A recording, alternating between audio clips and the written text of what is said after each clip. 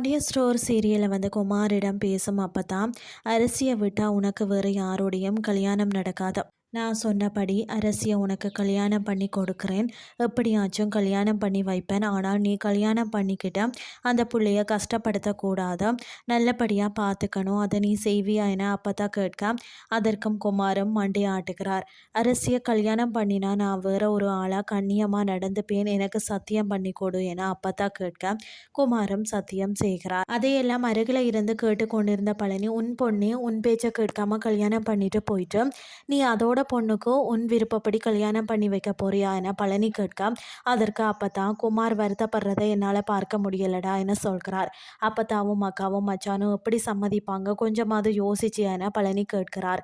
அதற்கு அதெல்லாம் நான் பார்த்துக்கிறேன் என சொல்கிறார். மறுபுறம் செந்தில் தன்னுடைய மாமனாரை சந்தித்து லஞ்ச ஒழிப்புத்துறை சோதனை வந்த விஷயத்தை சொல்கிறார். அது மட்டுமின்றி இனிமேல் நான் லஞ்சமே வாங்க மாட்டேன் என்று சொல்கிறார் செந்தில். அதற்கு அவர், இந்த மாதிரி நடக்கிறதெல்லாம் சாதாரணம் தான் மாப்பிள்ள, நீங்கள் மாட்டல, இனிமேல் கொஞ்சம் உஷாராக இருங்க. இது வரைக்கும் ஆஃபீஸுக்குள்ளே வச்சு வாங்கிட்டு இருந்தீங்க, இனிமேல் வெளியே வச்சு வாங்குங்க, எந்த பிரச்சனையும் வராது என கூறி அவரை பிரெயின் வாஷ் பண்ணுகிறார். இதையடுத்து வீட்டுக்கு வரும் செந்தில், உன் அப்பாவை போய் பார்க்க போனேன் என சொல்ல, அவர் ஆஃபீஸில் நடந்த எல்லாத்தையும் சொன்னீங்களா என்று கேட்கிறார். அதற்கு ஆமாம் என சொல்லும் செந்திலிடம், நீங்கள் லஞ்சம் வாங்கின விஷயத்தையும் சொன்னீங்களா என கேட்கிறார்.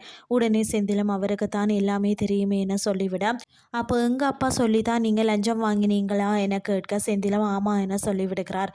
இதனால் புது பிரச்சனை வெடித்துள்ளது. அதை பற்றி இனி வரும் எபிசோட்களில் பார்க்கலாம்.